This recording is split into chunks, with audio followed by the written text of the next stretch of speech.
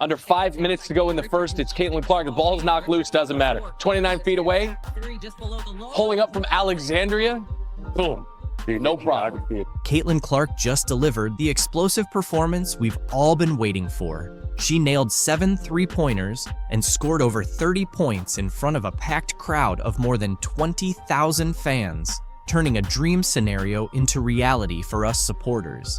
In this remarkable game, Clark became just the second rookie in WNBA history to hit 7 three-pointers and reach a career-high 30 points. She matched Crystal Robinson's rookie three-point record from 1999 and surpassed Tamika Catching's record of 6 from 2002, setting a new franchise record for the most three-pointers by a rookie in a single game. Her standout performance not only led the Indiana Fever to an 85-83 victory over the Washington Mystics in the Commissioner's Cup, but also won over fans who had seen her struggle in earlier games. Moreover, she silenced critics who doubted her ability to adjust to the WNBA standards. The game, which was moved to Capital One Arena to accommodate the high demand to see the top draft pick, saw Clark shine in front of a record-breaking crowd of 20,333.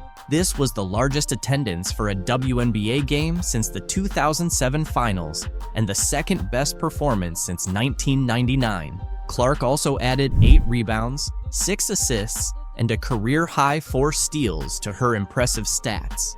At this time 1 week ago, we were gearing up for Caitlin Clark to go against Angel Reese for the first time in their WNBA careers. And by the time the Fever Sky game was over, the conversation had changed to Kennedy Carter's foul on Clark, a foul the WNBA would later upgrade to a flagrant foul 1 the very next day, and it was a foul that launched 1,000 takes. Caitlin Clark has made history as just the second rookie to score over 30 points, grab more than 5 rebounds, dish out over 5 assists, and hit more than 5 three-pointers in a single game.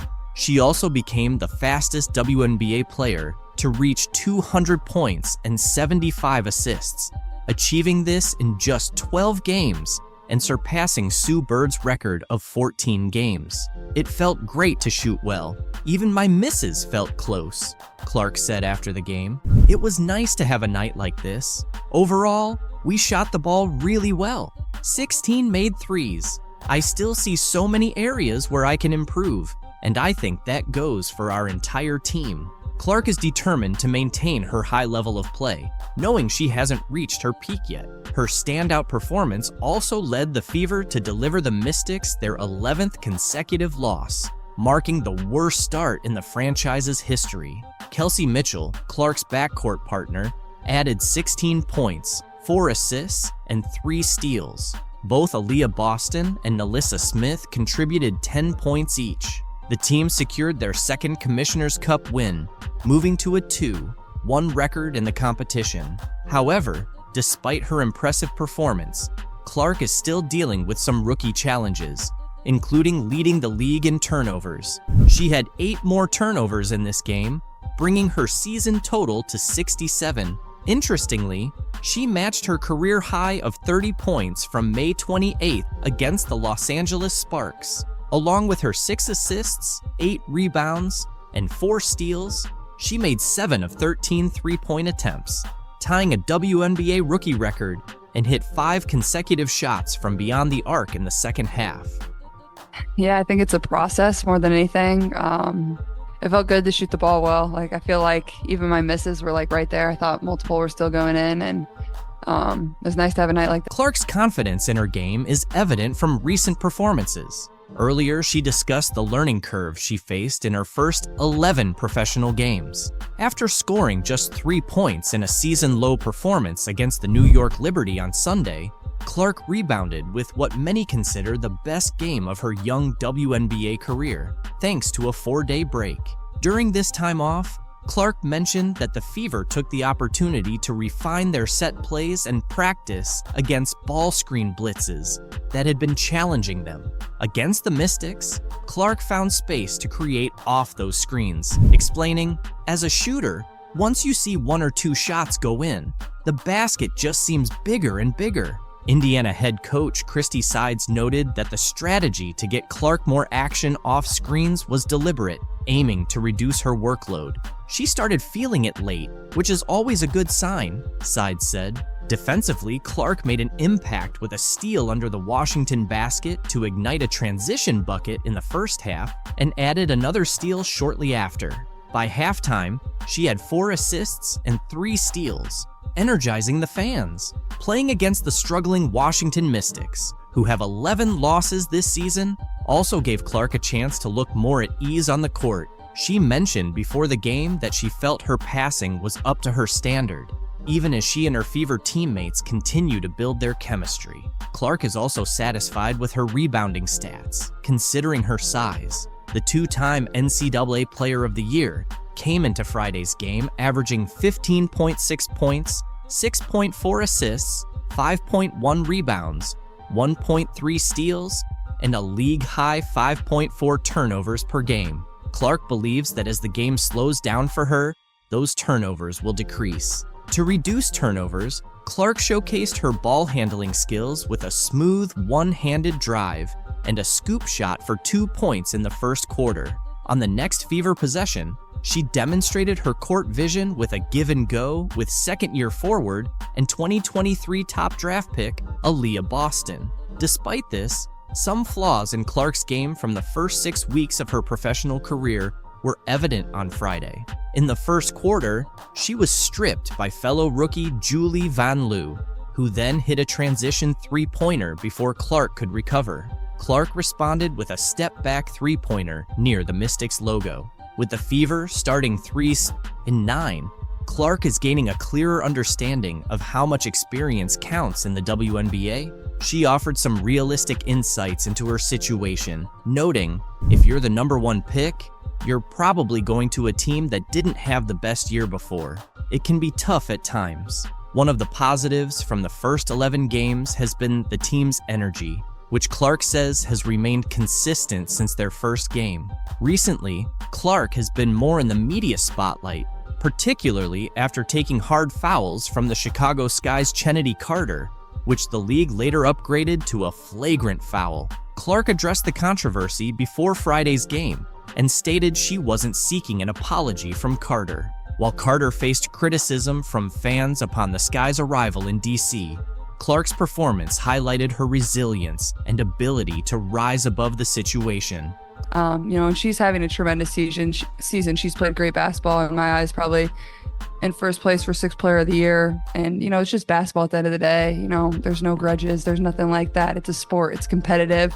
It's not going to be nice all the time. That's not what basketball is. And I think people that play that at the highest level understand that. Clark acknowledged that she was fully aware of the physical challenges she would face in the WNBA. Maybe some people didn't understand the circumstances, she said. Clark continued, "You're starting a new chapter and a new phase of your career as a professional athlete. It's not going to click overnight. That's just not how it works." Clark has been emphasizing this since the beginning of her WNBA career, but both she and her fans are well aware of her exceptional talent and quick learning abilities. She plays in front of sold-out crowds in large arenas, and the excitement only seems to grow with each game. While Angel Reese might not see it now, it's Caitlin Clark who has made the WNBA the talk of the town, drawing record-breaking crowds and increasing viewership for fans watching from home. And Angel Reese knows a ring is coming. The trolls are acting without class and are trending on Twitter after LSU star Angel Reese taunted Caitlin Clark with John Cena's "You can't see me" gesture after their win. Not just fans, but also sports commentator Keith Olbermann criticized Reese with a harsh tweet, calling her an I-word and warning her about the backlash that comes with messing with a new star who attracts thousands of new fans to basketball. It all began with these two basketball players, Reese from LSU and Clark from Iowa, becoming household names for sports fans with their record-breaking performances in the March Madness tournament. The NCAA's most valuable players seem to have a tense relationship, with Reese alleging that Clark had disrespected several of her friends and teammates throughout the tournament. Here's a breakdown of the two stars and their rivalry. Reese and Clark faced off in the championship game, where Reese's LSU Tigers ultimately triumphed with a 102-85 win. In the game's final moments, viewers saw Reese respond to Clark's taunts, which drew significant online criticism. Reese mimicked Cena's "you can't see me" gesture and pointed to her ring finger, signaling their championship victory, all while staring Clark down. During their post-game press conferences, both players addressed the situation. Clark, displaying her sportsmanship, responded to questions about Reese's taunts by saying, "Honestly, I have no idea. I was just trying to get to the handshake line, shake hands, and express gratitude that my team was in that position." She emphasized the importance of holding one's head high and being proud of their achievements. This is how a star beloved by fans reacts. On the other hand, Angel Reese had a different take. In her post-game interview, Reese acknowledged Clark as a hell of a player, but noted that Clark had disrespected her teammate Alexis Morris during the title game. Reese made it clear that she doesn't take disrespect lightly. Since their post-game interviews, both Reese and Clark have addressed the discussions surrounding their taunts. Speaking with ESPN, Clark defended Reese, saying, "I don't think Angel should be criticized at all. No matter which way it goes, she should never be criticized for what she did." Clark further demonstrated her class, stating, "I think everybody knew there was going to be a little trash talk throughout the entire tournament. It's not just me and Angel." Despite her tearful post-game interview, Clark spoke to ESPN, acknowledging that the LSU Tigers rightfully earned their NCAA championship over her team. "LSU deserved it. They played so well, and like I said, I'm a big fan of hers," Clark said of Reese. Clark's behavior off the court is truly exemplary. She always takes the time to appreciate other players, even though she rarely gets the same recognition in return. ESPN reported that Dr. Jill Biden was thinking about inviting both teams from the title game to the White House. This would be the first time the runner-ups were included in the celebratory visit. "So, I know we'll have the champions come to the White House. We always do," Jill said, according to CNN. "We hope LSU will come, but you know, I'm going to tell Joe I think Iowa should come too because they played such a good game." Reese shared the link to ESPN's story and added a joke with 3 laughing emojis, saying, "Can you see the jealousy and the hate?" Really need to recognize what's going on, the success of the league, and when it comes to Caitlin Clark, they need to quit being quote-unquote petty and hating on Caitlin. And they just can't do it. Angel Reese just can't do it. The First Lady eventually decided against inviting both teams, but the damage had already been done, according to Reese and the LSU Tigers. "Stuff like that bothers me because, at the end of the day, you're a woman and you're supposed to be standing behind us," Reese said on the I Am Athlete podcast. "It's hard to see things like that and not comment back on it." Reese continued, "I'm not going to lie to you. I don't accept the apology. You can't take back certain things you say. You felt like they should have come because of sportsmanship, right? They can have that spotlight. We'll go to the Obamas. I'm going to see Michelle. I'm going to see Barack." Reese's comments sparked reactions from Caitlin's fans, who roasted Reese as a result. After the Chicago Sky beat the New York Liberty 90-81 on Thursday night, Reese, a former LSU star, appeared to take a dig at Caitlin Clark in a now-deleted tweet. Reese has been crucial to the Chicago Sky's success, contributing an impressive 35 points in 2 of the first 3 victories of the season. Following their latest win, Reese tweeted, "And that's on getting a win in a packed area, not just because of one player on our charter flight," which many speculated was aimed at Clark, the standout rookie for the Fever. Clark's transition to the professional level has undeniably contributed to the growth of the WNBA, bringing in charter flights for the league. Several basketball fans did not take kindly to Reese's comment. One fan mocked her college GPA, saying, "That 1.8 GPA showing LOL," while another said, "Angel should be thankful to Caitlin Clark because she's the main reason behind the great attention the WNBA's getting right now. She should be more grateful." Others looked forward to June 1st when Reese would face Clark's team, with one fan asking, "Why is she so obsessed with Clark?" I haven't seen Clark bring up Reese once. Other fans labeled many women players as haters of Clark, noting, "It's truly amazing how much these women hate Clark, LOL." Reese's profile rose because of the rivalry. Otherwise, she might have been just another WNBA player. One fan even challenged the vague meaning of her tweet, saying, "What did she say? I read the tweet 10 times and still can't understand what she's trying to say." Despite the intense competition and scrutiny surrounding their games, Reese has tried to show some respect for Clark. In April's highly anticipated LSU-Iowa March Madness matchup, Reese clarified that there was no animosity between her and Clark.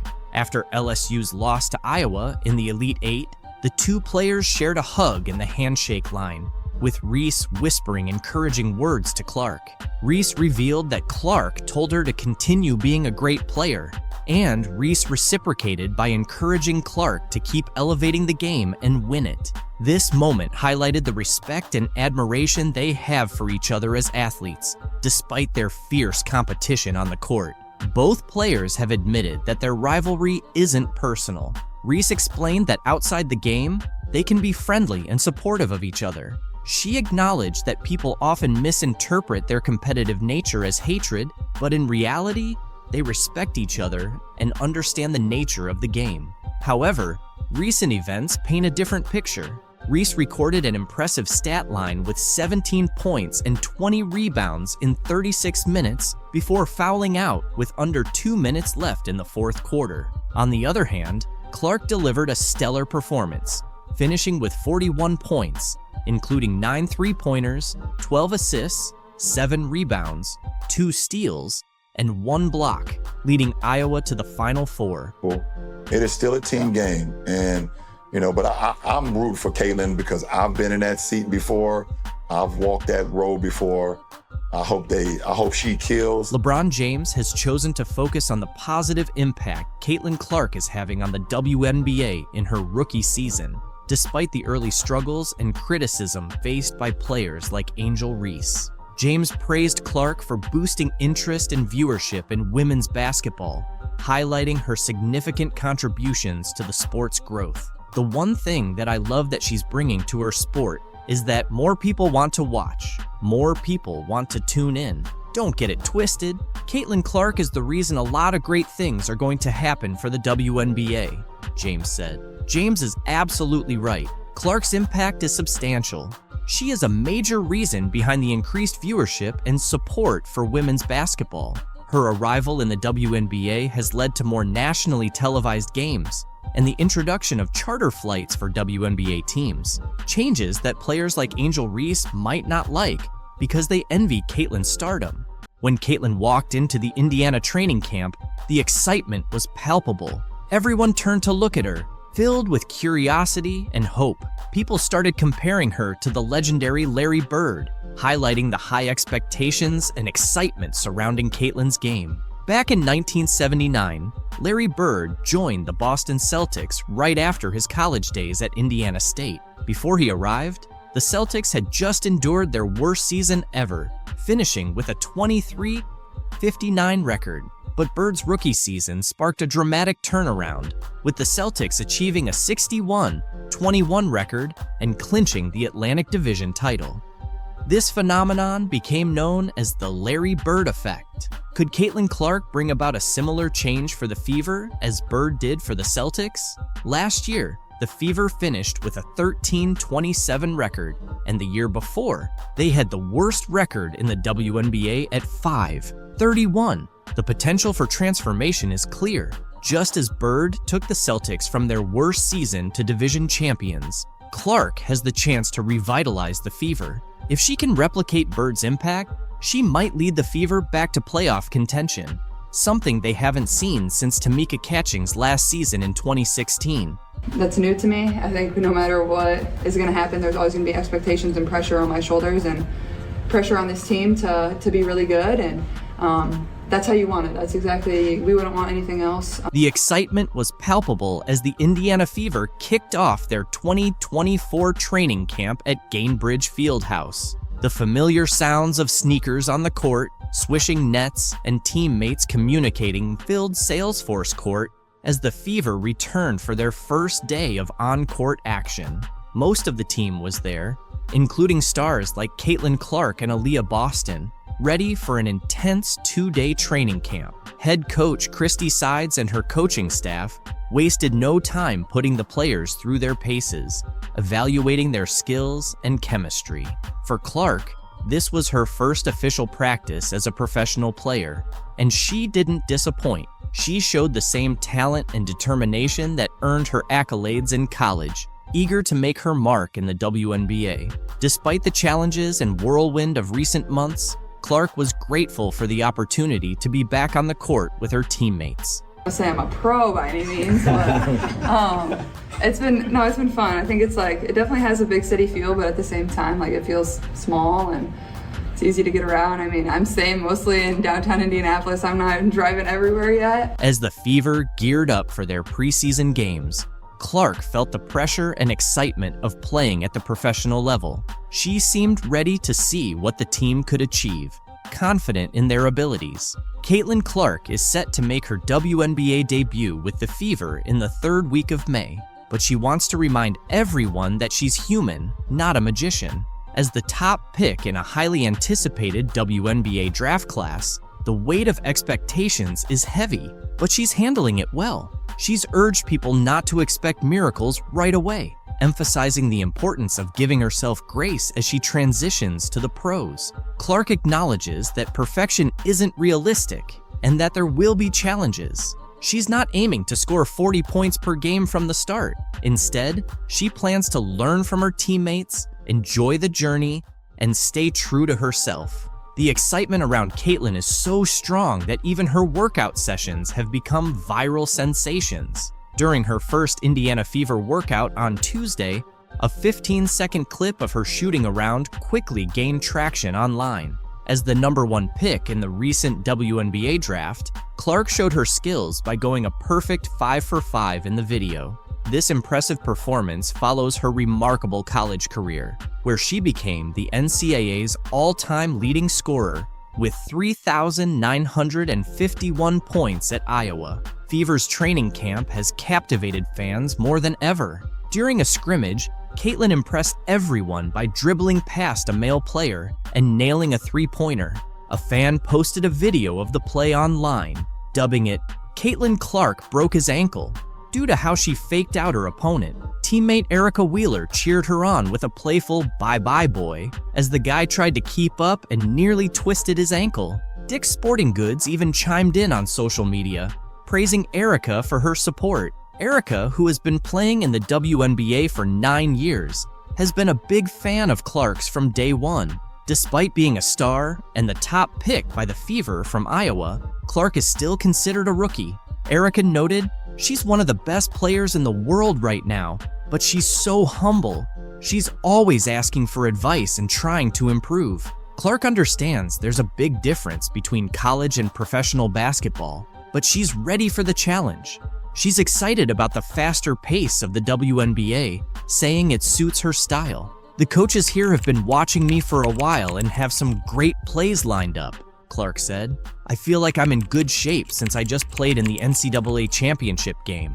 She's been keeping busy with basketball and feels confident and ready to make her mark in the WNBA. As Caitlin's fame continues to rise, Indiana is also seeing a boost in new advertising partnerships. The Indiana Fever, influenced by Caitlin Clark's selection, recently signed a major ad deal with Indiana-based pharmaceutical company Eli Lilly. This partnership introduces jersey ads to the WNBA, following a trend seen across various professional sports leagues. Starting this season, Eli Lilly's logo will appear on the left shoulder of Fever jerseys, highlighting the growing collaboration between sports and business in the state. Pacers Sports and Entertainment CEO Rick Fuson expressed excitement about the partnership, emphasizing its potential to bring attention to important issues such as support for female athletes and community health initiatives in Indiana. Edub compared Indiana to Hollywood when we talked to her. I know the excitement has kind of followed you for a little while, but I'm curious your spin on that and Indiana in particular. I'll agree with Edub there, I guess. I don't know. The excitement surrounding Caitlin Clark is unprecedented.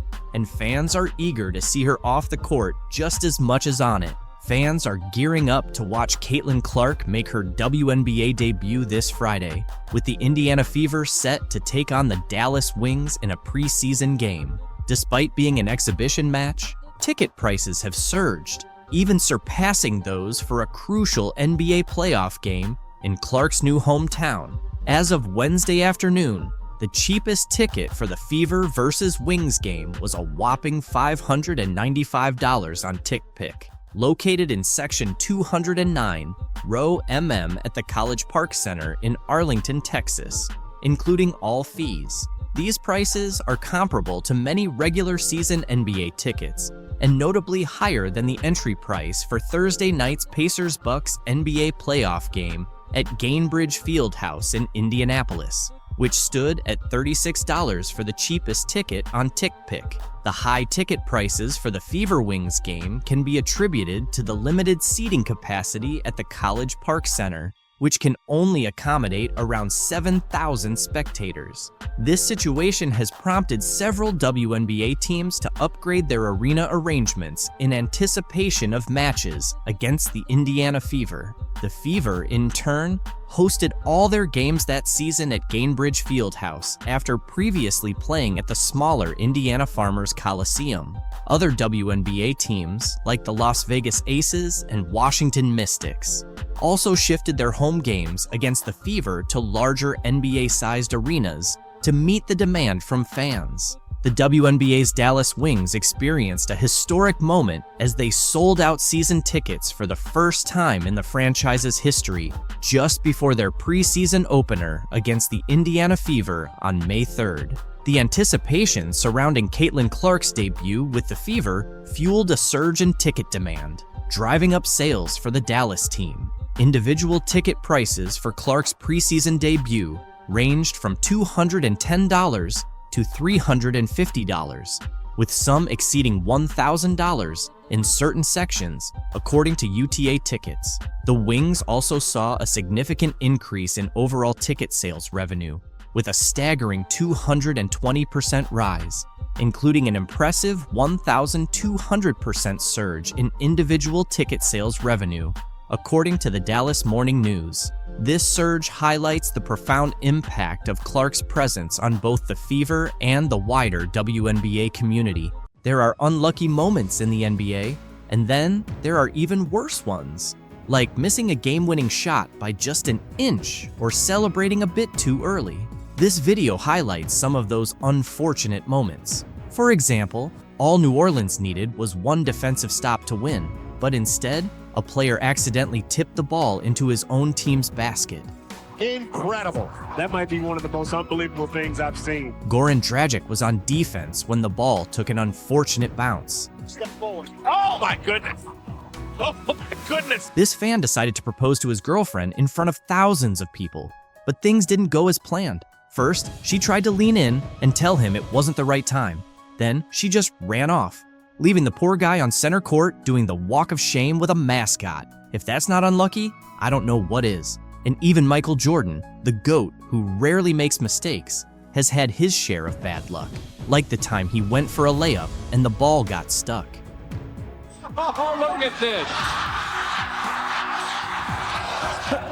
In this play, not only does Steven Adams get scored on by the player he was guarding, but the ball also ended up in the most unfortunate spot after going in. Luckily, it didn't cost him the game, because with just 1 second left and the Heat down by 3, Bam Adebayo got the ball and tossed up a prayer. There's the miss.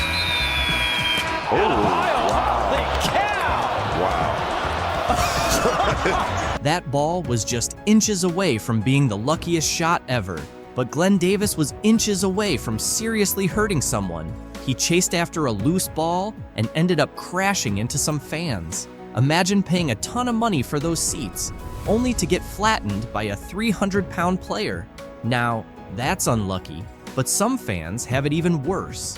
Like this girl, who bought courtside seats only to find herself sitting behind the tallest guy in the league, 7'6" Taco Fall. Seriously, either get her a booster seat or give her a refund.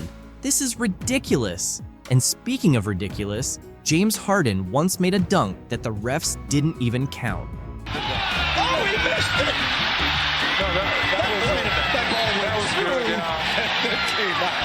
As the game was winding down, the Hawks needed a bucket to secure the win. But when Trae Young went to score, the ball got stuck on the rim. His teammates couldn't believe it. And speaking of disbelief, you won't believe what a referee did to Steph Curry. It was a perfect pass if the target was his face. Then there's Kemba Walker, who pulled up from 3 and started celebrating a bit too early. Honestly, I would have been dancing too. It looked like it was going in, and I could have sworn Baron Davis won the game for the Hornets with a buzzer-beating 3, but the refs ended up calling it off. Davis at the buzzer. No, yes, no, it's waved off. Bernie Fryer says no, it will not count. That ref must have been watching a completely different game because that shot should have counted. And speaking of shots that should have counted for something, this next one really should have. A fan had the chance to win 6 months of rent paid, and then this happened. 3, 2, 1. Oh, man. I guess he's stuck paying that mortgage because this guy was left scratching his head after his free throw touched every part of the rim and somehow didn't go in. What more can you do? It was in twice and still missed. Sometimes, it's just not meant to be. Just ask Kevin Durant. The Nets needed a three-pointer to win the Eastern Conference semifinals. And when KD took his shot, he needed to be behind the three-point line. But instead, he stepped on it. So instead of winning the game, Brooklyn tied it and sent it to overtime, where they ended up losing. They were one pinky toe away from winning the series. That's a total bummer. But this next moment is just painful. Jalen Brunson got karate chopped by his own teammate. Ooh, and a shot to the face of Brunson. This Warriors fan was sitting courtside and ended up right in the splash zone. Blake knew exactly what he was doing, but karma caught up with him in Brooklyn when he ran into a brick wall, his own teammate. Extra feet, oh wow. 2 Nets go down. Blake, the guy was standing right in front of you, and you still ran into him. Come on, man. And speaking of common sense, this referee could have used some too. He got steamrolled by Devin Booker. They want to be in the very near future. All right, K-Ray. Booker making the steal, goes down hard, and he's still on the floor. It seemed like Booker took the hit worse than the ref, but Sam Decker had it even rougher. He was gearing up for a wide-open dunk and ended up taking a seriously unlucky fall. Was measuring his steps and everything, man. Yeah, there we go. But the ball hit him in the face twice. No, once, just once. Anthony Davis got caught slipping as well when he almost got injured by a mop. AD, look out below. Finger roll. He was almost off balance when he left. Yeah, and he slipped on the mop down there. Things aren't looking good. Anthony might miss 3 months after that. Meanwhile, this fan is missing their beer because Kyle Lowry accidentally knocked it out of their hands. Falling in that front row, the fans covered. Oh. When Kyle Lowry is falling into your lap, you better move quickly, just like Carmelo Anthony did. With only 6 seconds left, he had to launch a shot to try to win the game. But this happened. Anthony puts up a 3, 8 and out. During a jump ball, Darko Milicic accidentally put the ball into his own basket. Oh my goodness, tapped up and in. After the jump ball with Darko Milicic. The man was shocked, and so was Ken Bazemore. Even though he blocked Kyle Lowry's shot, the ball still went in. Picked by Lowry. Steps back the block and it drops it. Piling up the blocks. Here's Baze flying through the air, ends it, and then it goes up and right in the basket. In this play, Jeremy Sochan should have been defending his face because he took a bullet pass from Russell Westbrook straight to the dome. Lonnie was thinking about going a little back door that time for the jam. In this game, Kobe took a shot that seemed destined to go in. He had the ball halfway down the basket, but it somehow popped out. It's like the basket's cursed or something. But this next moment is so unlucky, it should be in the Hall of Shame. A Sixers fan was chosen to shoot a half-court shot for a prize. And while in the past, some people have won TVs, brand new cars, or even $1 million. Look at what this guy ended up winning. If you make a half-court shot, everyone in here gets a Chick-fil-A biscuit. This is for everybody! 5, 4, 3, 2, oh! This guy just made one of the toughest shots ever and ended up with a $3 biscuit. I really hope it came with butter, because that's rough. But let's move on to the final unlucky moment. During warm-ups, Kevin Durant was messing around and punched a ball into the air. When it came down, it landed in the unluckiest spot. And it landed on somebody. You just see a bunch of people go surround the guy. And I saw an old man with a veteran's hat on. I'm like, oh, this ain't good. It hit his glasses. It cut the man. Kevin ran to the stands, profusely apologized, left. His security guy came back and apologized and invited the man to come back to the locker room. And when the guy talked to Kevin, Caitlin Clark's talent is undeniable, and she's been proving it from her very first games. Even the biggest names in history need time to showcase their full potential, especially in major leagues like the NBA and WNBA. As Clark continues to get acclimated to the WNBA, her mindset and skills are being honed to make her an even more formidable player. Her quick learning ability is evident in her evolving perspectives. Before her debut as a rookie, Clark didn't see much difference between the NCAA and the WNBA. "I don't think it'll be any different from college," Clark said. "I've played in front of big crowds every single game, so these environments don't scare me or affect me at all. I think just embrace it and enjoy it. I'm sure there will be a lot of basketball fans here who really appreciate the game." However, her perception shifted after her first game. She has since admitted several times that the WNBA game is much more physical than she anticipated. She experienced this physicality firsthand during the Indiana Fever's third straight loss on Saturday. "The physicality is definitely up there. I'm easily pushed off screens," Clark told reporters. "The game seems a little fast for me right now, but the more I play and the more comfortable I get, it's going to slow down a bit. It'll be easier for me to make reads and see things develop." Clark is quickly adapting to the game, showing significant improvement with each match. On Monday, the Fever nearly secured a win, but narrowly lost 88-84 to the Connecticut Sun. Clark scored 17 points, hitting 5 of 11 shots and making all 4 free throws. Despite injuring her ankle, she played for 27 minutes, adding 5 assists, 3 rebounds, and 5 turnovers. Although the Fever lost, the game was a clear sign of their progress. Veteran guard Kelsey Mitchell, who started the season with an ankle injury, has been regaining her form, which has benefited Clark. In the final moments of Monday's game, Clark played a key role, contributing to 17 of the Fever's 23 fourth-quarter points. The excitement surrounding Caitlin Clark is at an all-time high, and for good reason. Some frustrated fans have even edited the Wikipedia page of Indiana head coach Christy Sitz following Clark's first 2 WNBA preseason games. Clark played in 2 preseason matches for the Fever, but has not yet participated in a regular season game. Fans are already expressing their dissatisfaction with side's management of Clark, who is expected to be a key player in the WNBA. Clark had a strong preseason debut against the Dallas Wings, but shot 4 for 12 in last Thursday's game against the Atlanta Dream. Sides commented on Clark's performance, saying,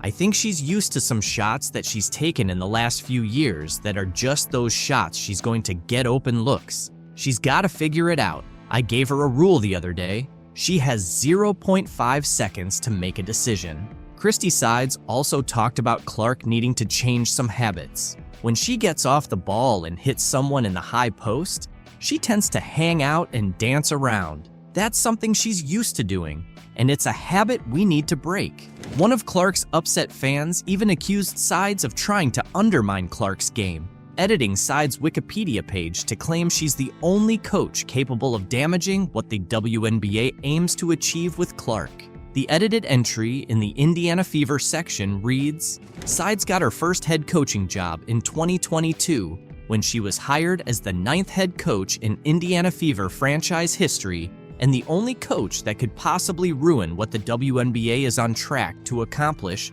by ruining Caitlin Clark's game. During Caitlin Clark's pre-game warm-up in Brooklyn on Saturday, she paused for an interview with NBC's Today hosts Hoda Kotb and Jenna Bush Hager. Later, she posed in uniform with Trailblazer Billie Jean King.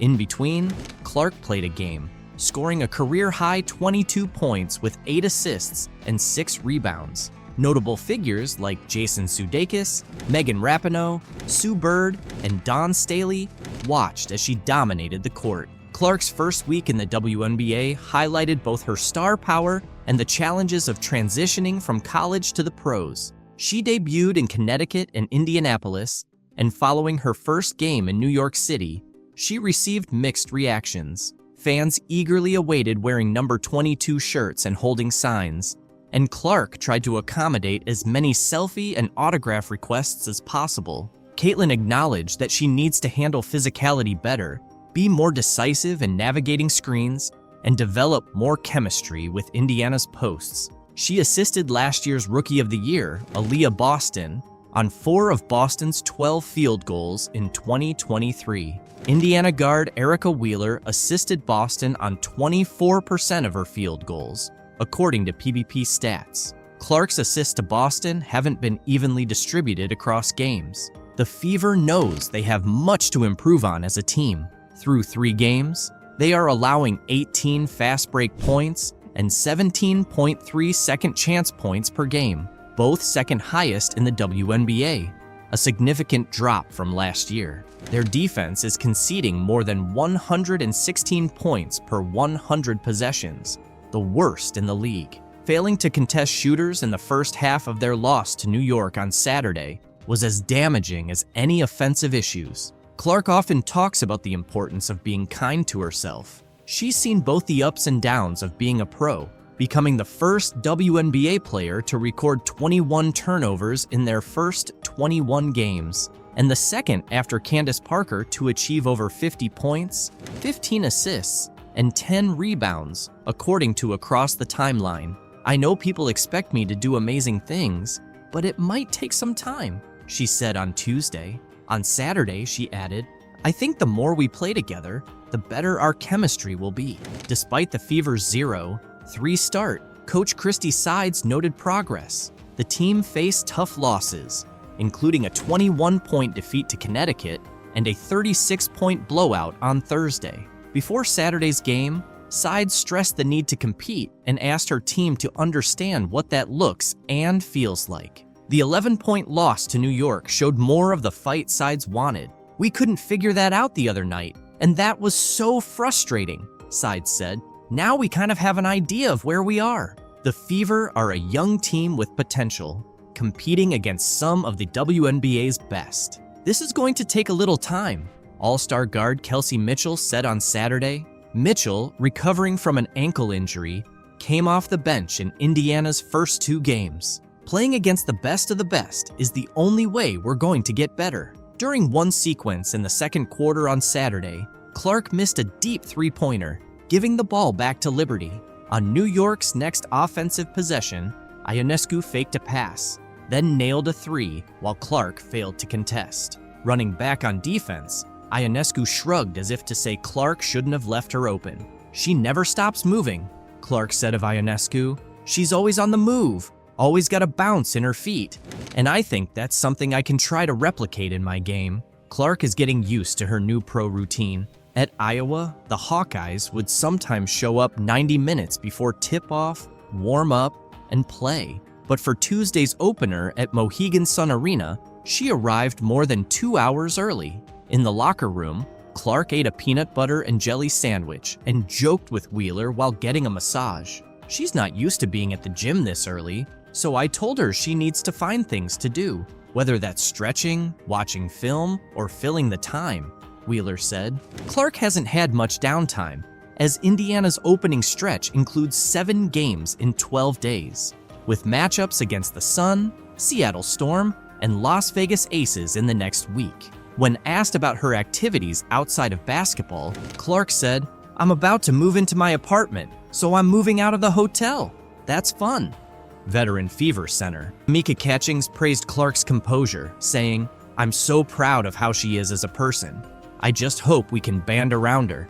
It's a lot of pressure." Clark, handling pressure from both her team and the sport, is focused on playing fast and competing. She looks forward to visiting new arenas and making memories. "I'm going to remember a lot of these games because it's my first year in the league," Clark said. "Those who watch her play will remember too." Share your thoughts about Caitlin's WNBA games and her super adaptive nature in the comments below.